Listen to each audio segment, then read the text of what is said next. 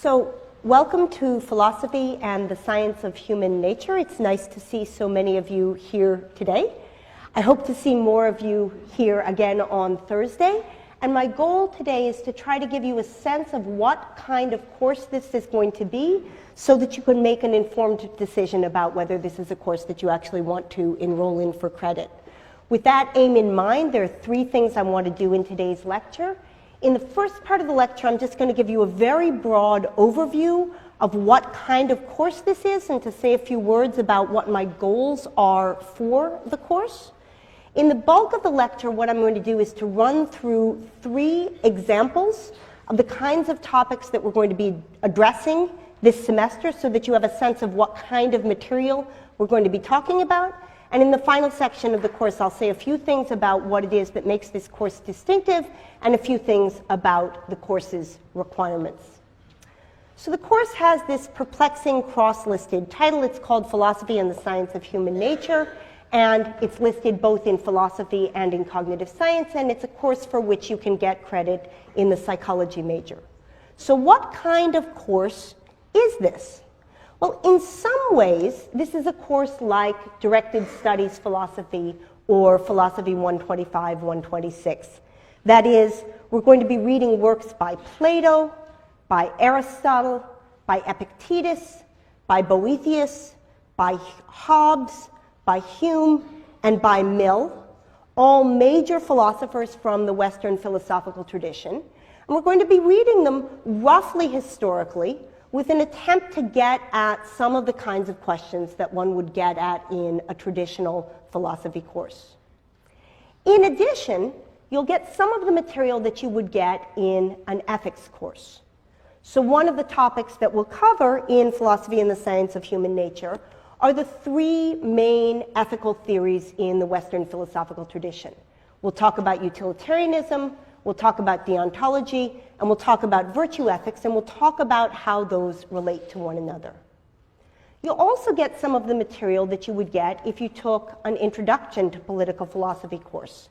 We'll very briefly look at the work of Thomas Hobbes on the legitimacy of the state, and then we'll read and think about the debate between John Rawls and Robert Nozick about how much weight should be given to the relative values of equality on the one hand and liberty on the other. So in that regard, this is in some ways a standard philosophy course in the moral and political tradition. It's not a course in metaphysics, it's not a course in epistemology, it's not a course where we're going to be talking about issues like free will or the mind-body problem, all of which could legitimately fall under the topic of philosophy of human nature. But what's distinctive about this course is that in addition to the contributions that are made by the philosophical side of the equation, we're also going to be drawing from a number of other disciplines. So one of the main themes of the course will be to think about how the questions raised by the traditional philosophers that I've mentioned already are picked up in the contemporary cognitive science tradition. In particular, how they're picked up by what I see as one of the main strands in contemporary cognitive science, the strand that looks at the relation between human beings as rational creatures capable of a certain kind of calculated and reflective understanding of themselves and their place in the world, and on the other hand, human beings as evolved animals who are subject to forces that lie beyond their rational control. In light of that recognition that human beings are capable of being affected in multiple ways, we'll look at a number of writings from psychology. So we'll read some Freud, we'll have a discussion of cognitive behavioral therapy, we'll talk about post-traumatic stress disorder, we'll have a discussion of happiness using a wonderful book written by a Yale alumnus, Jonathan Haidt. We'll look at some work on self-regulation, on love and friendship, and we'll also look at empirical work on topics like moral reasoning and punishment, and social psychological work on situations and attitudes. So a lot of the material that we'll address in this course will come from psychology. But some of it will also come from the tradition of political science. So in the course of discussing the legitimacy of the state, we'll introduce ourselves to the notion of the prisoner's dilemma. We'll talk about the tragedy of the commons. And in the closing section of the course, we'll talk about the role of rhetoric and argument in political persuasion. We'll also draw from the field of behavioral economics. One of the reading assignments is to listen to Daniel Kahneman's Nobel Prize speech, accepting the Nobel Prize on behalf of himself and his collaborator Amos Tversky for the extraordinary work they did founding behavioral economics. We'll also look at some additional work in the dual processing tradition and read some excerpts from Dan Ariely's delightful public book on behavioral economics. Finally, we'll even draw a little bit from literature. We're going to read a short excerpt from the Iliad. We're going to read a short story by Ursula Le Guin. And in the second to last lecture of the course, we'll look at what Plato has to say about the role of literature and artistic representation in affecting humans' self-understanding. So what I'm going to try to do in the course is to bring together these 8 fields in a way that provides a coherent story about what kind of thing human beings are and how we can learn about what kind of things human beings are from these various perspectives. In slogan form, the structure of the course is dead guy on Tuesday, cog sci on Thursday, except not all the philosophers we're reading are dead, and not all of them are guys, and not all the other fields are cog sci, and in fact, most things are going to be covered together on Tuesday and Thursday, and there are going to be sections. But other than that, the slogan works. So that's an overview of the kinds of disciplines that contribute to the course. Let me say a bit about the specific topics that I hope to address in the course of the semester. So the first overarching topic, and I've roughly organized the syllabus under these 3 topics, but in some ways, each of them will keep re-emerging throughout the semester. The first topic is the topic of happiness and flourishing. What does the ancient Western philosophical tradition say about what it takes for human beings to thrive in a meaningful sense? And how does that connect to work that's been done more recently in various literary and scientific traditions about what it is that enables human beings to flourish? What is it about human nature that can give us some clue about what kind of thing authentic happiness might be? That's the first set of questions that we'll address. It turns out that the ancient philosophers' answer to that question is that human beings thrive when their souls are well ordered, to use the ancient metaphor.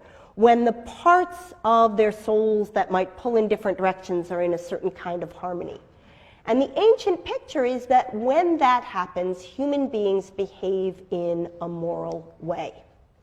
And so the second part of the course will look at both what it feels like from the inside to behave in ways that are conventionally considered moral, and from a higher level, what it is that we mean when we say that an act is moral or immoral. So as I mentioned, we'll look at the 3 main Western philosophical conceptions of morality, and we'll also look at some interesting related questions, like why is punishment justified when it is? And is the justification for punishment psychological or ethical? And in the final unit of the course, we'll move beyond the individual into society as a whole and ask some questions about what it is that makes political structures legitimate and how it is that states or civic institutions ought to be organized in order to allow human beings to flourish. So those are the 3 main topics that we'll be addressing, and as you can see on the syllabus that I've handed out, there are highlighted examples of a few of the particular topics we're addressing on page 1 of the syllabus, and a much more detailed set of questions on pages 3 and 4. But in addition to being about the content of these questions, this is also a course that's going to encourage you to think about the methodology of each of the disciplines from which we're drawing. So it's my goal to introduce you to a number of traditional philosophical discussions of the human condition, but it's also my goal to get you to think about what these philosophical discussions have in common and why it is that thinking about things in the way that philosophy thinks about things can be valuable for answering questions that we care about. And we'll do something very similar with respect to the other disciplines.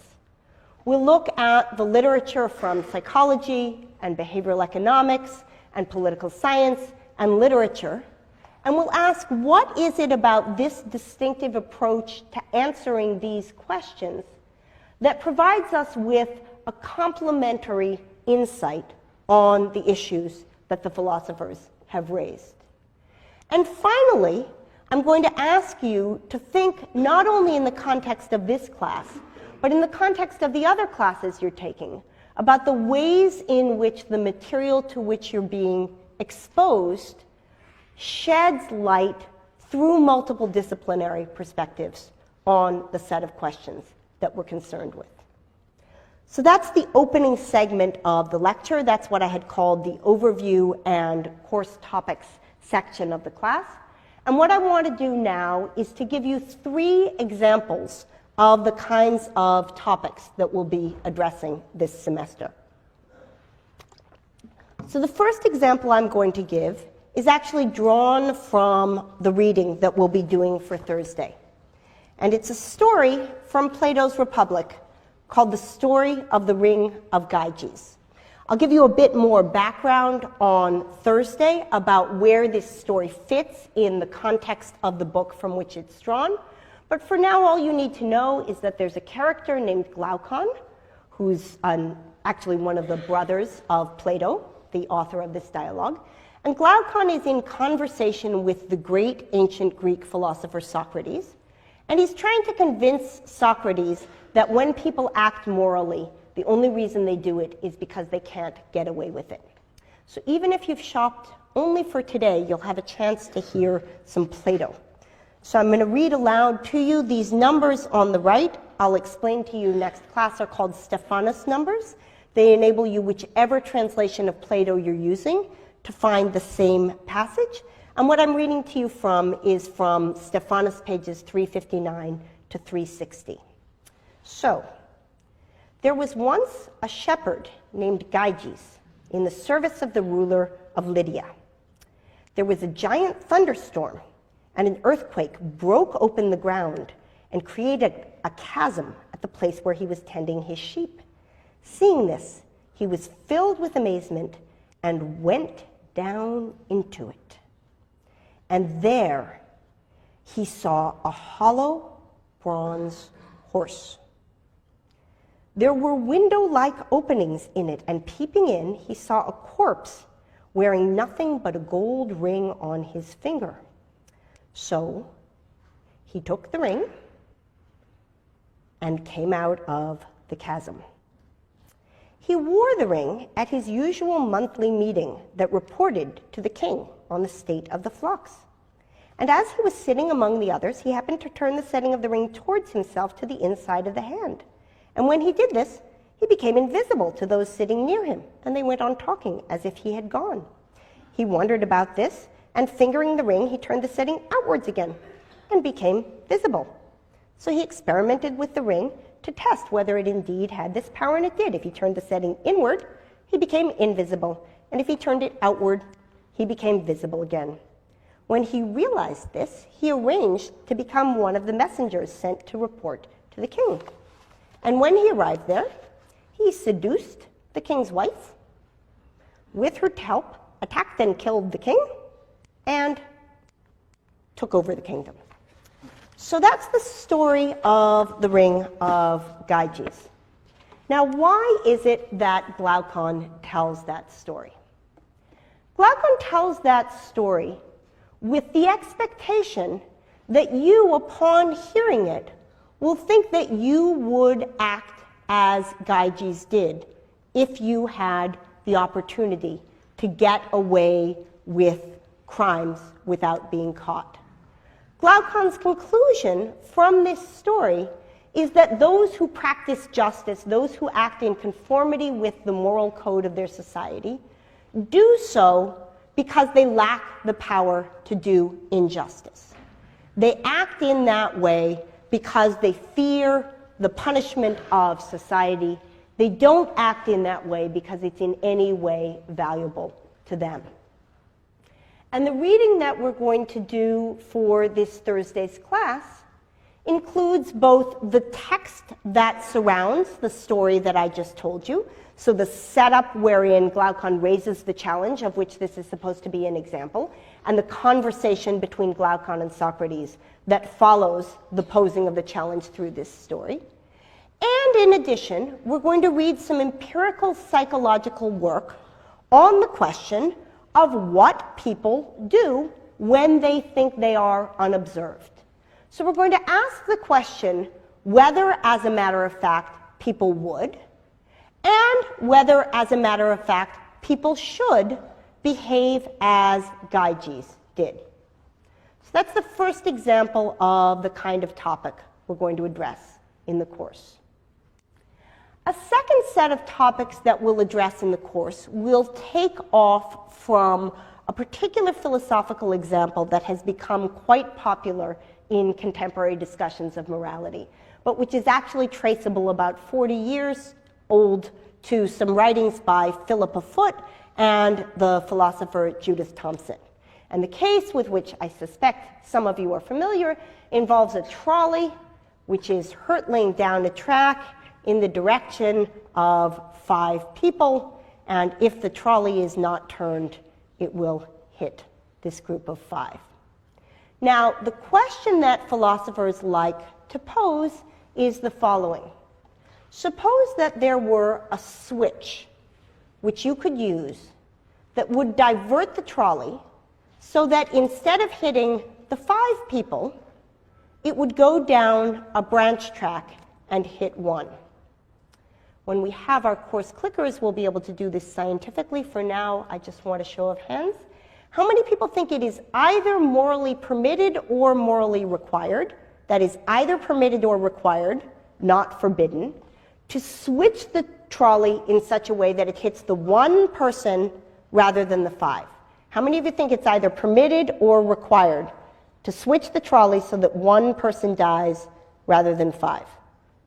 Okay, and how many of you think it's morally forbidden to turn the trolley so that it kills 1 person rather than 5? How many of you think it's morally forbidden, prohibited? Okay, so as I said, we don't have the clickers, but a vast majority of the class believe that it's either permitted or required to divert the trolley. Now, suppose we had a slightly different situation.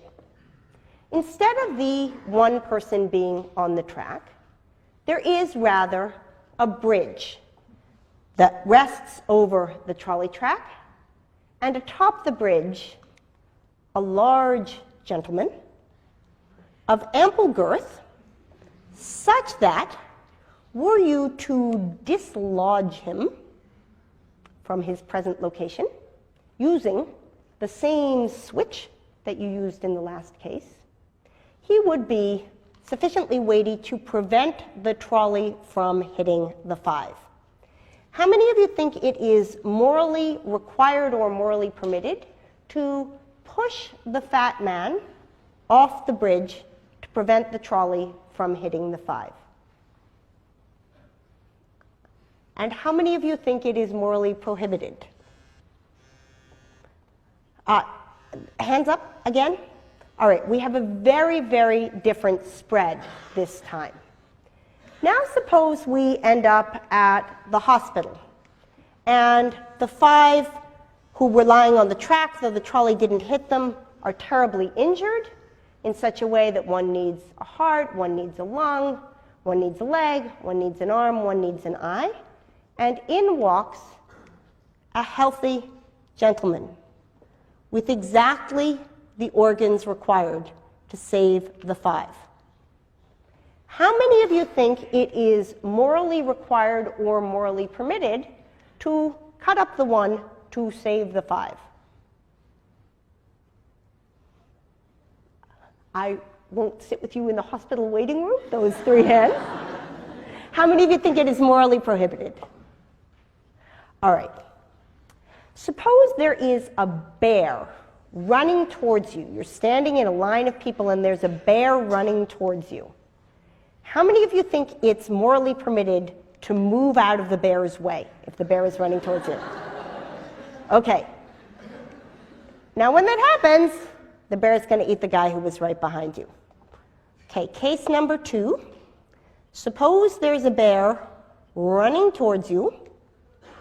How many of you think it's morally permitted to reach behind you and take that guy and put him in front of you to shield you from the bear? Very different distribution of hands. Okay, what's going on here? In the original switch case where we turn the trolley, 1 person's going to die if we turn the trolley and 5 are going to live. In the push the fat man case, if we push the fat man, 1 person's going to die and 5 people are going to live. In the patient in the hospital case, if we bring him into the hospital and cut him up, 1 person's going to die and 5 people are going to live. In the bear case, when you duck and he gets the guy behind you dies and you live. In the bear case, where you take the guy behind you, put him in front of you and use him as a shield, the guy behind you dies and you live. So the second set of topics that I want to let you know we'll be talking about is the following.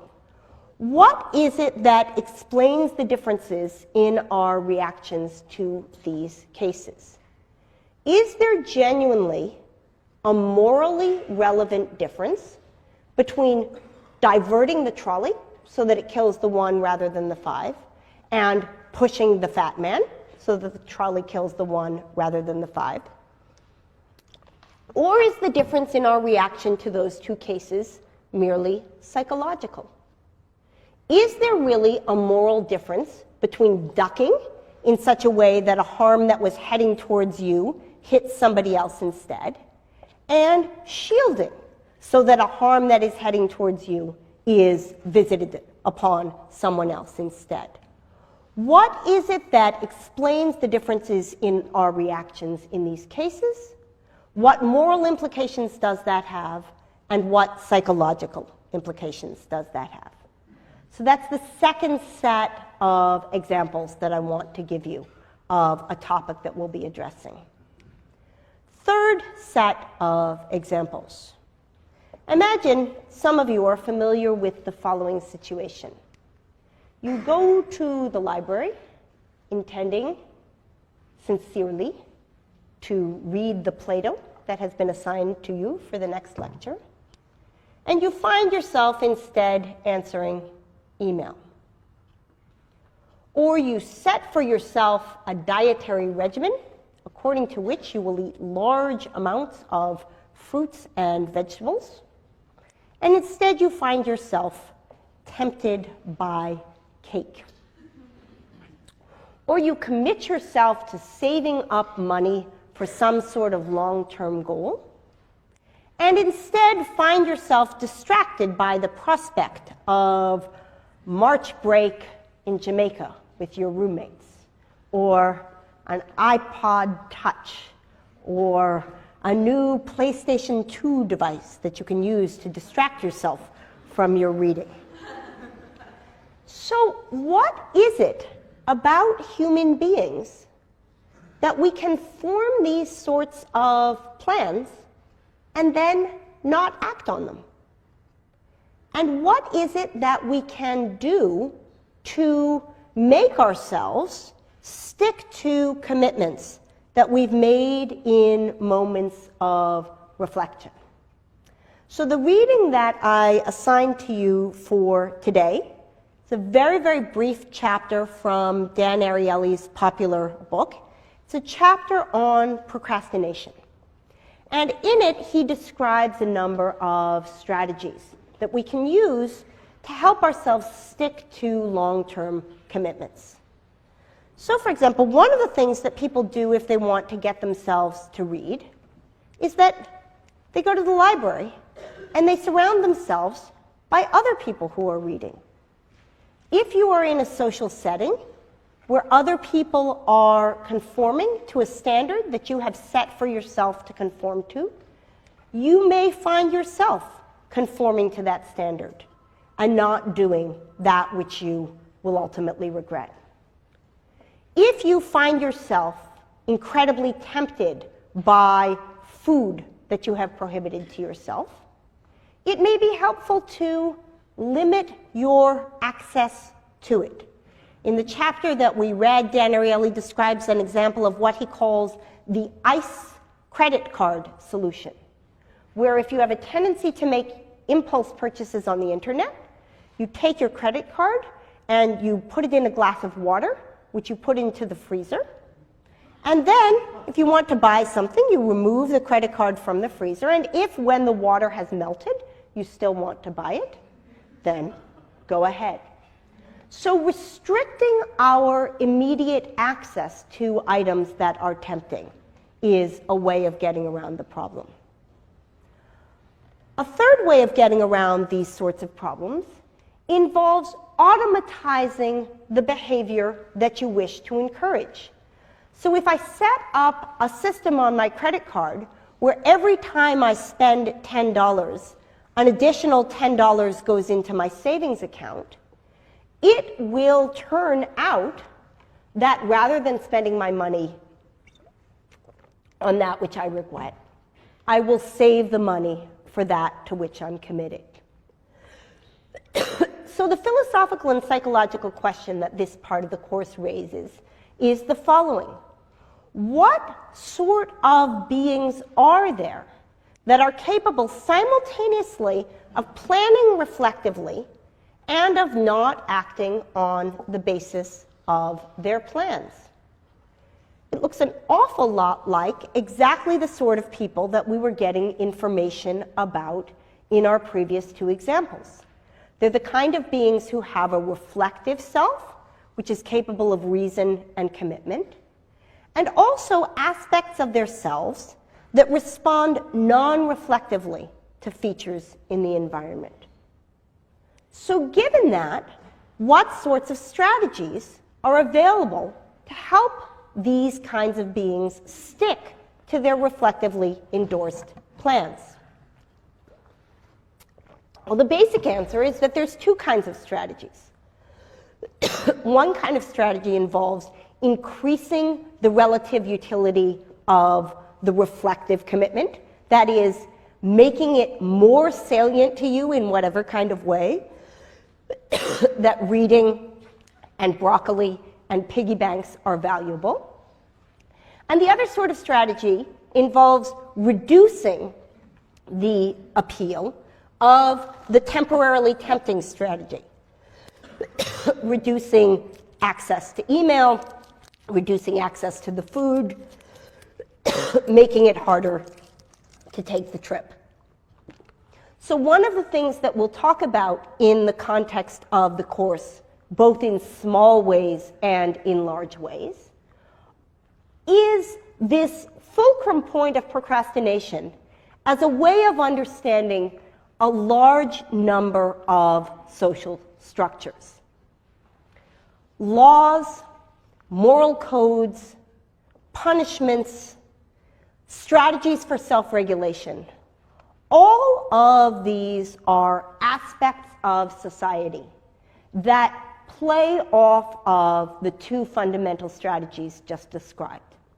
They play off of how it is that either we make certain things that we reflectively endorse more valuable, or how we make certain things that we wish not to pursue less accessible. So that's the third example of the kind of topic that we'll be talking about this semester. So what I want to do in the final few minutes of the course is to say a little bit about some distinctive features of the class. So the first thing, as some of you may have noticed, is that very inconspicuously in the back of our room is a videographer. And the videographer in the back of our room is here because this class is being videotaped for the Open Yale Courses Network. That means that there is a chance that your voice will be captured on audio tape, and if that happens, we'll need to obtain your permission to reproduce your voice on the iTunes University version of this class. But it's also your chance for fame and fortune, dudes. It's my hope that the fact that this course is with Open Yale Courses will be as unobtrusive as possible, but if any of you has any concerns about it, please feel free to be in touch. The second, and I think more important thing that's distinctive about this course is that this course is in some ways about itself. The pedagogical features of this course are designed with the fundamental insight that underlies all of the readings in mind. What I am assuming is that on reflection, all of you are committed to reading and learning and engaging with the material. And my goal is to make that as easy and exciting and interesting for you as possible. So, as you've noticed from the syllabus, those of you who've had a chance to look at it, there are almost weekly assignments in this class. But the weekly assignments are designed to make you want to engage with the material. So, for example, the very first assignment for this course, which is described on the back page of the blue handout, asks you to think about whether you want to commit yourself voluntarily to not having internet access during this class, and then to explain your decision, making reference to the work on procrastination that we read for this week.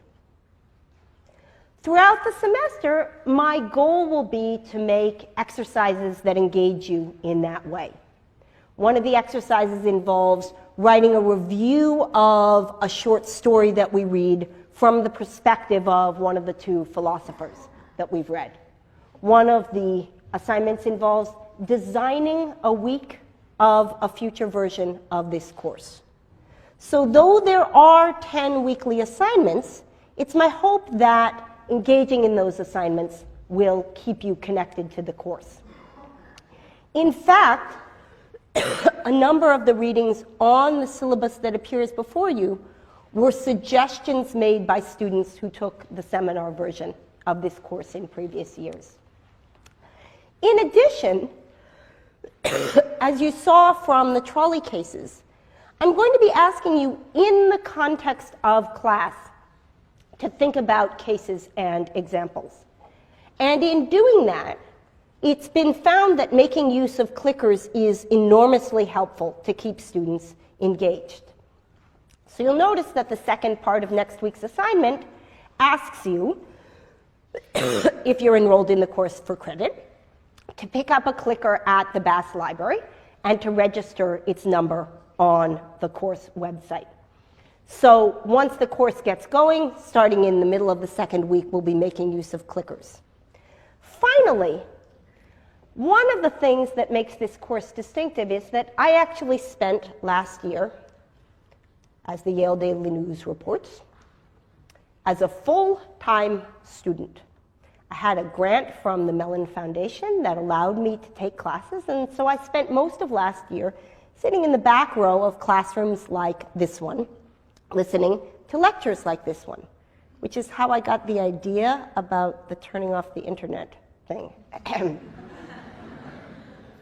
But it also helped me realize that the rhythm of the semester is a complicated one. So as you'll see, the second sentence of the Yale Daily News article notes, her grades lately have been sliding a little from an excellent on the first two assignments to only a check mark for completion the most recent 2.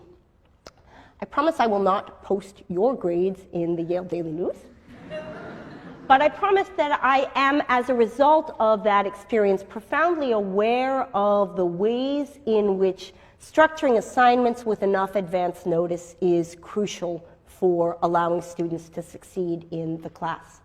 So I've tried to be incredibly explicit on the syllabus, and if you look at pages 4 and 5 of the syllabus, you'll see that there are 5 kinds of requirements for the course.